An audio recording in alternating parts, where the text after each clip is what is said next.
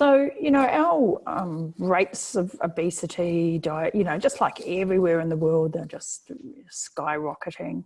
And our Maori and Pacific Island population are really wearing the brunt of it. And I know, there's a lot of upset about talking about this and raising this issue and mentioning it. But I really think that these processed foods are taking a huge toll on that group of people in particular. What are your thoughts about that? Yeah, certainly. So whatever I was talking about there, I mean, just supercharge it for the Maori because genetically they just have a disposition like the American. I mean, the Pima Indians now are 50% full-blown diabetic in a couple of generations. And the problem is these people who lived on fish and meat and real foods and never saw a refined carb or a vegetable oil, they're particularly prone. So when they brought in these goods like processed grains and sugars and vegetable oils into these countries and islands, they just destroyed the population in no time. So exercise didn't change. We know now the exercise didn't change in America. So we've got obesity exploding from the 70s. And it always lines up with when you bring in high volumes of vegetable oils and refined grains and processed foods. And I really feel sorry for these guys because I believe the amputation rate for diabetes per capita on the islands is shocking. This is mass abuse. And no one, because of the politics and the business that we touched on, no one will just call it and say, look, guys, the root cause is overwhelmingly these processed foods. If we want to fix the island, I know you like these foods, you're addicted to them now, but if we want to fix the island, we need to go back to meat, fish, and eggs. Give it in no time, the morbidity and mortality will start collapsing. And the amputations will collapse. And we know now type 2 diabetes, even at a late stage, you can stop its progression and even regress it. We know that, but no one will say that. They'll say, oh, you need more exercise. You're lazy. It's a tough one. All we can do is get out the single fundamental understanding. It's the ultra processed foods, and those 3 ingredients are mainly all you need to worry about. Like, just keep it simple, like the other side do. Plant-based is healthy. Meat gives you cancer. They keep a simple message, and it works. It's like Goebbels in World War II, in Germany. It's a simple message. You keep repeating it. Simple, gets in the head. Whereas the low carb movement and the people who are passionate like myself, yourself, about what we're talking about, we often get caught up in lectures and mechanisms and all kinds of highfalutin stuff. But the people, the masses, the Maori, they need a simple message. Look, guys, it's 3 ingredients. That's these types of foods. You cut them out, right? Within days, your blood pressure will be dropping. Within days, your blood pressure will be dropping. Your insulin, glucose will be dropping. The amputation you might have got in 6 months' time, it ain't going to happen. It may never happen if you just take out those foods. Wow. Simple. So people will say, so what am I going to eat? So what do you suggest for them? What am I going to eat for breakfast if I don't have my toast and jam, or if I don't have my cereal and yogurt and, banana and, pulling your face there. Oh my God, what dreadful regimes there you're describing. Yeah, so just a quick word on fruit, by the way. Fruit is okay, but remember we had fruit in season at certain times of the year, and it did help us fatten for the winter. It has a purpose in evolution. But now we get food or fruit shipped all around the year, all the time, and they tell us to eat lots of it. And also it's been bred for sugar and bred for sweetness. So that's just a competitive business thing for the last 150 years. Joe's apples, Mary's apples are selling a little more. They're a little bigger and sweeter. So Joe breeds his apples to be sweeter. Then he's selling more. Then Mary breeds them. So there's a million Joes and Marys in the fruit world, right? And they're all breeding to be sweeter and sweeter, like processed food, to be more palatable, eat more. So fruit, berry fruits are lower sugar. So if you want to eat your fruits, blueberries, raspberries, strawberries, berry fruits, avocados are a fatty kind of a fruit. there's lots of fruit you can have, but that's just a word on fruit. Back to what you eat. So if you take a breakfast, a typical breakfast for me, if I have it, because I'm low carb, I often skip breakfast, sometimes lunch too, and I have a big meal in the evening. But let's say I have breakfast. So I would have 4 or 5 eggs. I mean, 1 or 2 eggs is a joke, like for anyone. If you have 4 eggs in an omelette, or if you just do them poached, a load of salt. We use potassium salt as well, and magnesium. We drop that in there because it's very, very important for health. But you've got a salty egg breakfast. You can make it in no time. And I find it delicious. Yeah. If you want that toast and eggs feel, there's rye crackers here, which are actually no wheat, and they're really fibrous rye crackers. And with a skim of lovely butter on them, they give you the toast texture with the eggs without eating bread. Yeah, that's a great hint, and I'm sure we'll have those here as well. I think there's a famous brand. What are they? They're not called cracker bread. That's refined wheat vegetable oil poison. I think they're called Ryvita in Ireland. Yep, we do have Ryvita. Now, you got to be careful because I'll have a look at the ingredients. Yeah, the original Ryvita and the one with seeds and a few more, if you look back, they're rye fiber. But Ryvita, of course, are in the competitive business. So they began to make similar looking packages. But when you look at those, they're refined wheats. And basically they're sweet. So it's the original Ryvita, you know, it's crunchy and fibrous. You need lots of butter on it. So that's a breakfast. But also you can have, obviously, there's so many high quality sausages or bacon for breakfast. There's lots of high fat, high protein, set you up for the day breakfasts. And what you described, of course, sets you up for an hour or two, and then you're going to be snacking mid-morning. But you eat 4 or 5 eggs along with a rasher or 2 or bacon, you're good till lunch easily, if not like stretch it out till 5 p.m. and have your evening meal.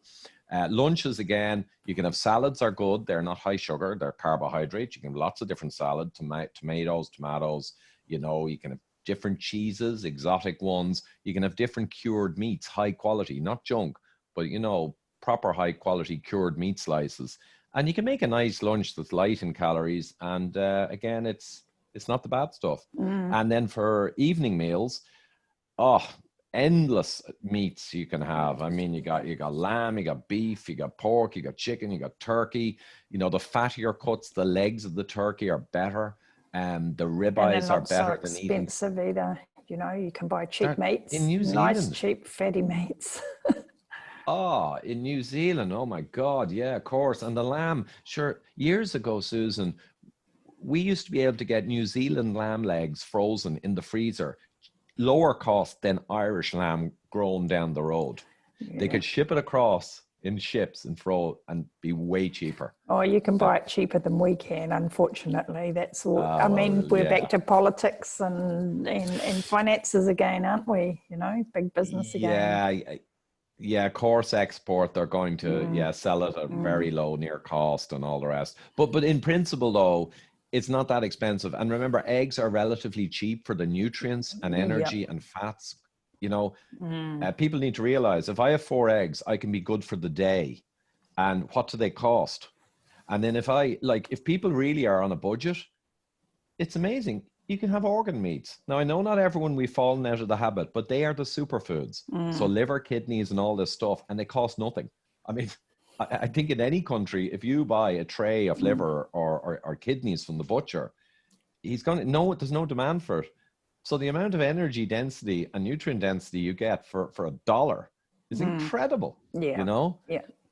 So meats anyway, all the meats, and then broccoli, cauliflower, you know, some fibrous vegetables, that's fine. And a little bit of rice or potato, especially if you're not insulin resistant and you're healthy, you'll have all the more tolerance for it, you know, and it's palatable. Sauces go into the rice. It's better to eat the carbohydrate in your meal at the end of the meal. Believe it or not, it makes a big difference on your blood glucose spike. So I eat my meals now, if I do have some rice or potato, which have it afterwards. They're the addictive food, foods. Like, you know, they hit the spot. Gotta be really careful. But what I do is I eat mostly the meat, and I'm eating maybe broccoli or cauliflower, the fibrous vegetables that are low starch. And towards the end of the meal, especially with gravy, I'll then maybe eat some of the potatoes that I've allocated with the gravy. And it's almost like a dessert. And I know more and more people are thinking of this. Consider the rice and potatoes in your meal. If you have them and if you can manage and not go overboard, because they are addictive, but think of them almost like the dessert towards the end of your meal. And when the protein and fat is being digested in your ileum and going down into your gut, the carb coming behind it is more slowly digested and there's less glucose and insulin spikes. So think of it as a pseudo dessert, you know, those carbs on your plate. Have them And the at the protein end. and the fat gives you a bit more satiety too, you know, with your meals. True. So, you know, The the carbs keep you hungry. Carbs, I mean, I remember there was a book about Wall Street and I think it was called Too Much is Never Enough. It's a great title. Yeah. But that's carbs to humans. That's carbs. I mean, yeah, endless. And you're right. The signal from protein, if you eat a big steak, halfway through it, you can surprisingly find you were ravenous before and you're only halfway through it and suddenly you're not so ravenous. And it's not because it's not delicious. It's just something happens, and that's the protein and fat is sending the signals. Oh, a lot of nutrition coming in, and the appetite begins to fall away. So if you eat the protein and fat first, it also overcomes the tendency to overeat the carb crap. It's at the back of the meal, and your hunger, your satiety, even in those 15 minutes of eating your meal, you're less likely to reach out for more and more potatoes. Because you've got your stomach now, your intestine with protein and fat, real food coming down, and it'll help you keep your hand back from the potato bowl. So what about kids? You know, I'm really concerned about kids in New Zealand, and that's sort of one of the reasons I've got this campaign going, because we have to do something about our kids. 3 to 5% increase in type 2 diabetes a year, and we had our first case of childhood diabetes in 1994. I mean, just how crazy is that?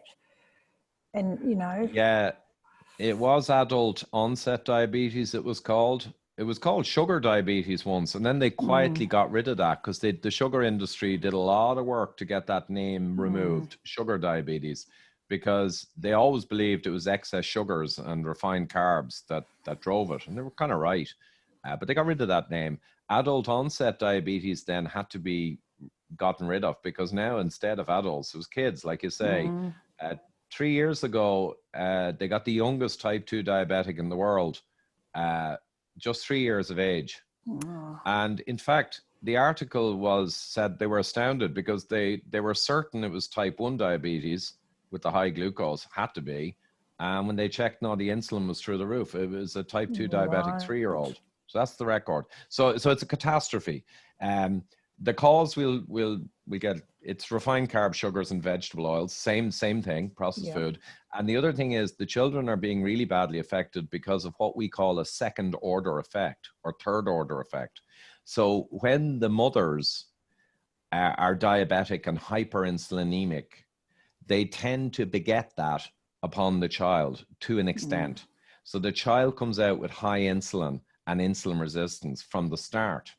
Now, what happens then is we then feed the child what you described a few minutes ago. We feed them juices and pots of fruits and sugar and sugar and sugar and sugar. And vegetable oils are in the baby foods. Vegetable oils are in the breast milk. So the replacement breast milk is full of vegetable fats, right? Which is a disaster. So we're basically taking them, predisposing them towards obesity and diabetes. And in their first 6 to 12 or 24 months of life, we're feeding them diabetogenic foods. So what could go wrong? Well, we see it.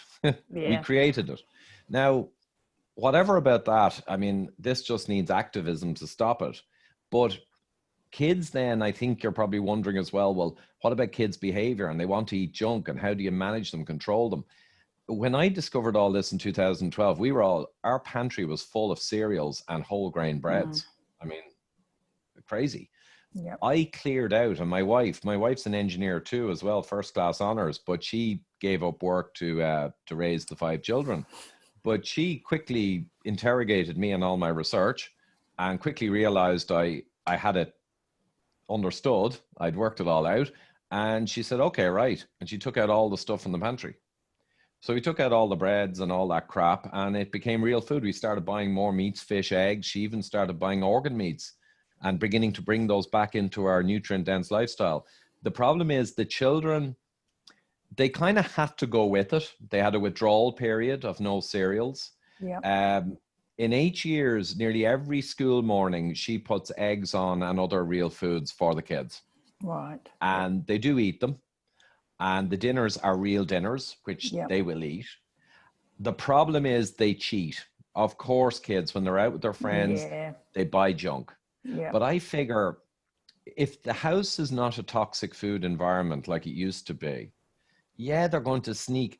Sometimes even my son will buy a packet of cereal, like of cornflakes type cereal, and hide it in his room. Kids will do this. But I figure you cannot be Nazi about it. But if you create the home environment that's all real food with very little crap and crap only as a treat sometimes, if they're going to cheat and okay, you can't fix everything. And the other thing is understanding. Because of me, they all understand how poisonous these things are for the liver. They still take them and they figure, well, I'm young and it's not affecting me. Fine. But they're going to go into their 20s when you begin to put on a lot of weight, and they're going to know why. They're going to be well equipped to know why they're getting fat or why they have problems. And I think in their 20s, when they mature, they'll say, okay, it's back to what Dad said. Yeah. Going to have to take this crap out. Whereas most people won't know what to do. Most people in their 20s begin to get fat. They think they have to go to the gym. Yeah. Which is and they think they have to eat healthy, more of these cereals and breads and fruits, you know, let's eat healthy.